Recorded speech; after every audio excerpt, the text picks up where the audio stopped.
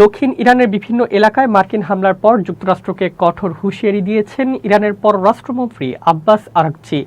তিনি বলেছেন, ইরানের বিরুদ্ধে যে কোনো হামলা বা হুমকি জবাবহীন থাকবে না এবং দেশটির সশস্ত্র বাহিনী প্রয়োজনীয় প্রতিক্রিয়া জানাতে প্রস্তুত রয়েছে।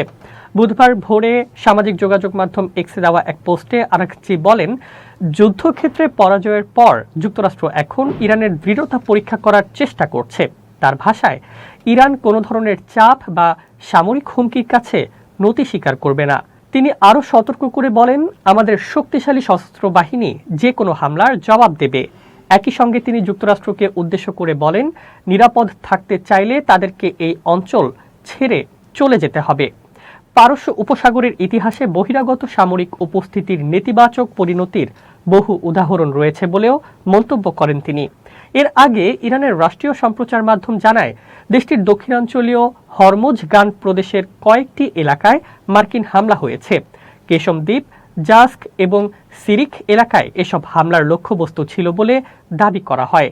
অন্যদিকে মার্কিন সেন্ট্রাল কমান্ড সেন্টকম সামাজিক যোগাযোগ মাধ্যমে দেওয়া এক বিবৃতিতে জানায়, ওমান উপকূলের কাছে একটি মার্কিন অ্যাপাচি হেলিকপ্টার বিধ্বস্ত হওয়ার ঘটনার পর ইরানের বিরুদ্ধে সামরিক অভিযান শুরু করা হয়েছে।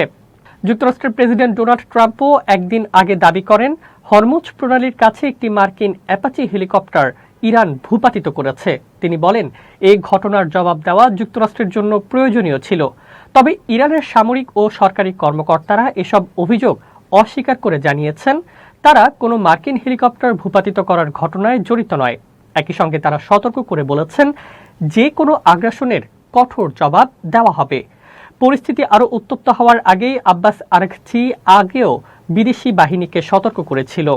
তিনি বলেছিলেন, ইরানের আকাশ, স্থল ও জলসীমা লঙ্ঘনের যে কোনো চেষ্টা কঠোরভাবে মোকাবেলা করা হবে। তার মতে, এই অঞ্চলে অবস্থানরত বিদেশি সামরিক বাহিনী নিজেদের ভুল বা সংঘাতের ঝুঁকিতে ফেলেছে। তাই উত্তেজনা কমাতে সবচেয়ে ভালো উপায় হলো এই অঞ্চল থেকে তাদের দ্রুত সরে যাওয়া।